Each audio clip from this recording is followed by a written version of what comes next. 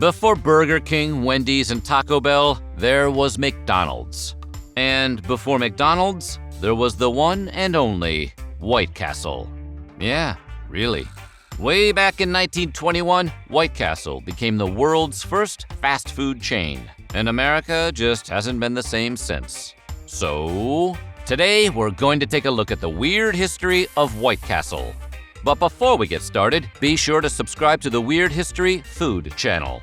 After that, please leave a comment and let us know what fast food history you would like to hear about. Okay, make sure everyone knows what they want. We're going through the video drive-thru. Nights in White Castle, I'm drunk once again.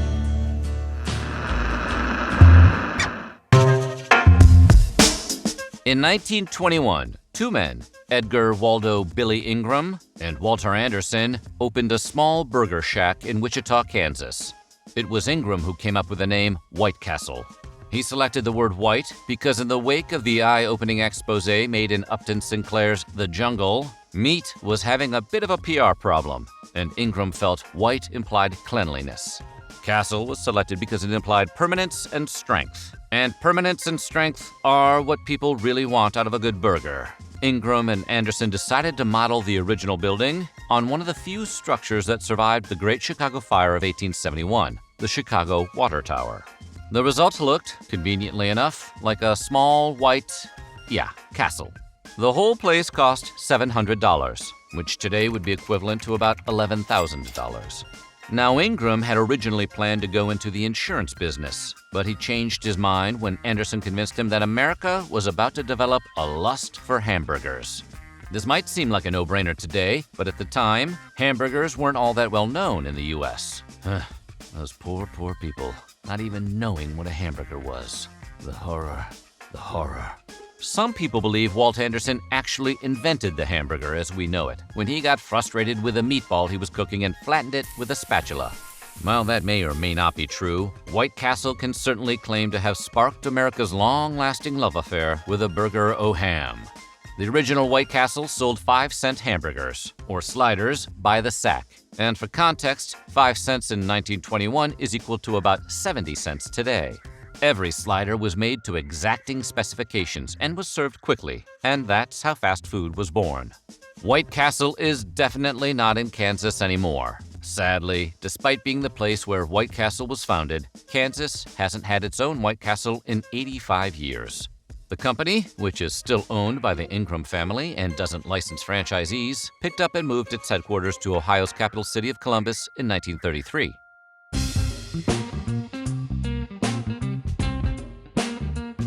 Early White Castle restaurants were pretty small, and that meant they couldn't accommodate much in the way of seating. To solve this problem, the company decided to encourage the idea of carryout. White Castle developed their now signature practice of selling sliders in sacks and packaging them in cardboard boxes to keep them warm. Starting sometime in the 1930s, White Castle started selling their burgers in branded boxes, which were sprayed with a special coating that prevented the grease from the sliders from soaking through the carton. The special carton was designed by a White Castle employee named Maurice Benny Benfer, who eventually worked his way up to Vice President of Public and Personnel Communications at White Castle. So, the next time you pick up a sack of sliders and don't arrive back at home with a grease-soaked mess, remember to thank your lucky stars for Benny. While we're on the topic of White Castle's early innovations, it's worth pointing out that they were the first fast food company to use newspapers to distribute coupons. The first White Castle coupon appeared in a St. Louis newspaper on June 3, 1932. It offered customers a carry-out order of 5 hamburgers for a total of 10 cents. And if you recall, their burgers cost 5 cents at the time, so this was actually a pretty good deal. The public must have thought so too, because by all accounts, the coupon was a massive success and brought in a slew of new accounts. But more importantly, it also changed restaurant industry marketing forever. You see, the coupons weren't just valuable to the customers. They also allowed the company to track the success or failure of their marketing initiatives by seeing how many coupons from any given campaign were redeemed. This seems like old hat now, but at the time, it was cutting-edge stuff. After its founding, White Castle expanded at an impressive clip, at least until World War II, when beef rationing rules made being in the burger business a little tricky. Further expansion had to be put on hold while the U.S. battled the Nazis, and existing locations had to start hiring women for the first time since most of the boys had gone off to join the fight. The war also proved to be a boost to a side business Ingram had started to support White Castle. You see, Ingram wanted his locations to be inexpensive to build and easy to dismantle. To this end, in 1934, he started the White Castle subsidiary business, Porcelain Steel Buildings, to make lightweight porcelain and steel structures that would house future White Castle locations. However, once the Second World War came around, PSB, like many businesses, found a better way to contribute, namely by manufacturing amphibious vehicles for the Army. So whatever else you may think about the delicious White Castle, you gotta respect a Slyder joint that helped defeat Hitler.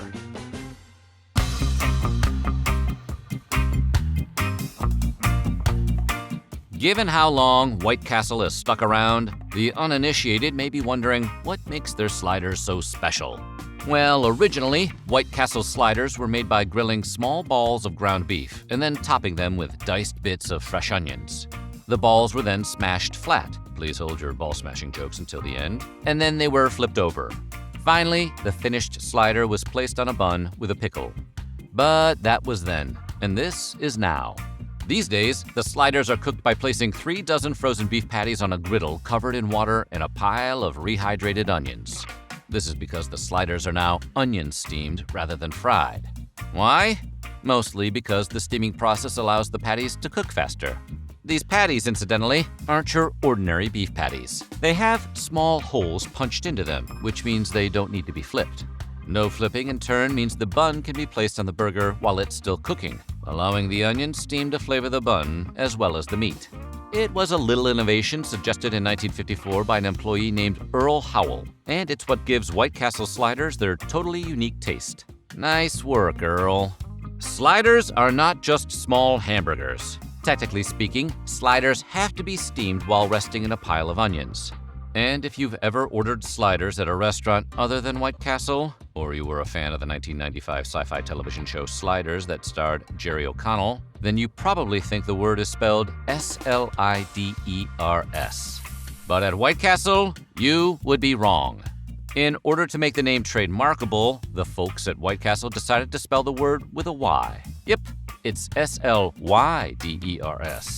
If you didn't know that, don't feel bad. Pretty much no one does.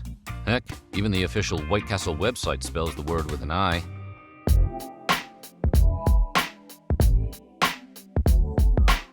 One of the most surprising things about White Castle is how popular it is with vegans and vegetarians. One reason why is the Impossible Slider. You see, way back in 2017, White Castle reached out to the good people at Impossible Foods and started developing a plant-based burger that vegans and vegetarians could sub in for the typical beef patty served on a White Castle slider.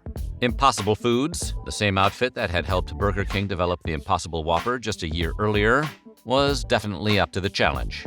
After 18 months of development, the Impossible Slider showed up on the menu of 140 White Castle locations in New York, New Jersey, and Chicago. It was just a test, but it was a massive success, possibly thanks to the launch parties the company threw, which featured celebrities like Questlove and the Wu-Tang Clan. While White Castle doesn't give out exact sales figures, it claims they sold more than twice as many Impossible Sliders in the test market than they originally hoped for. True or not, the test must have satisfied them because the Impossible Slider is now available nationwide. There's also a veggie slider made from soybeans, carrots, and peas, among other things, and it's said to be pretty good.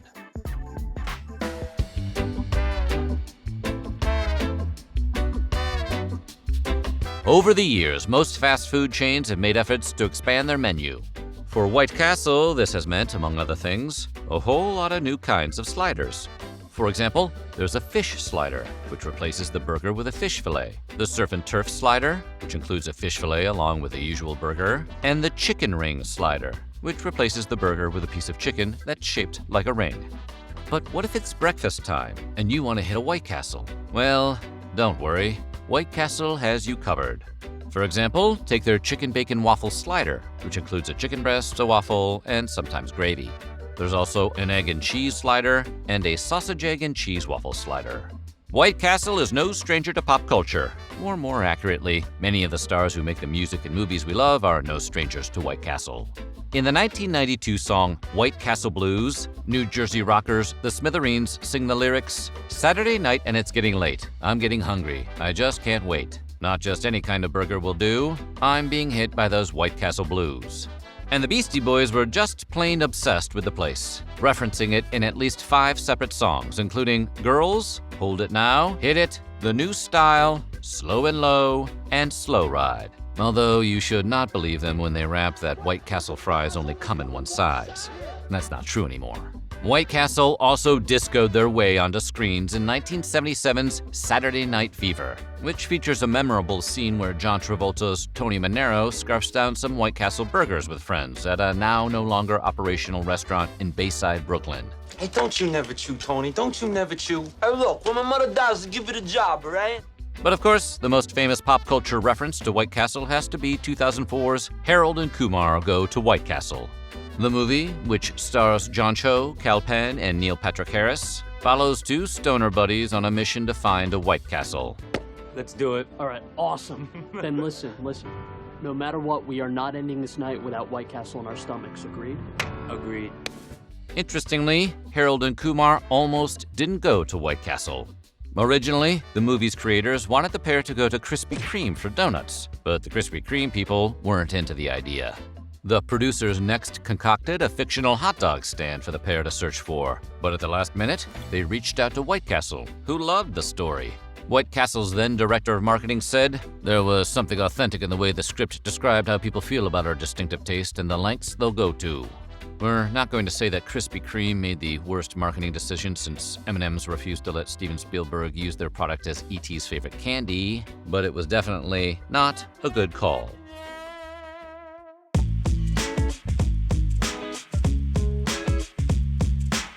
See if this sounds familiar. In the early 20th century, 2 business partners decided to open a burger joint that emphasized friendly service and a clean atmosphere, while also selling great food at low prices. It sounds like we're telling you the origin of White Castle again, but this is actually the origin of a different restaurant chain, Crystal Burger. Founded in Chattanooga, Tennessee about a decade after White Castle rolled onto the scene, Crystal Burger, which now has more than 300 locations, is sometimes considered the South's answer to White Castle. And there definitely are similarities. They both sell miniature burgers that are square in shape, and they both have loyal, almost cult-like followings. But there are differences too. For example, remember when we said sliders aren't just mini hamburgers? Well, whereas White Castle sells sliders, Crystal Burger really does just sell small hamburgers. Finally, let's say you love White Castle, but you don't love going to White Castle.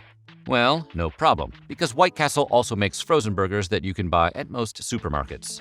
They're literally made at the exact same factory that makes the burgers they sell in their stores, and are identical in every way except they don't come with a pickle, because pickles don't microwave well. They actually spark and sometimes explode. Don't try it, just trust us on this one, kids. White Castle has actually been selling frozen versions of their famous slider since way back in 1950, and as of 2014, the product accounted for nearly 20% of the company's total revenue. That's a level of sales that makes them the #1 selling brand of frozen burgers in the world. Is anyone else feeling hungry all of a sudden? So what do you think? What's your favorite White Castle menu item? Let us know in the comments below, and while you're at it, check out some of these other videos from Weird History Food. Damn, that hit the spot. That was the best meal of my life.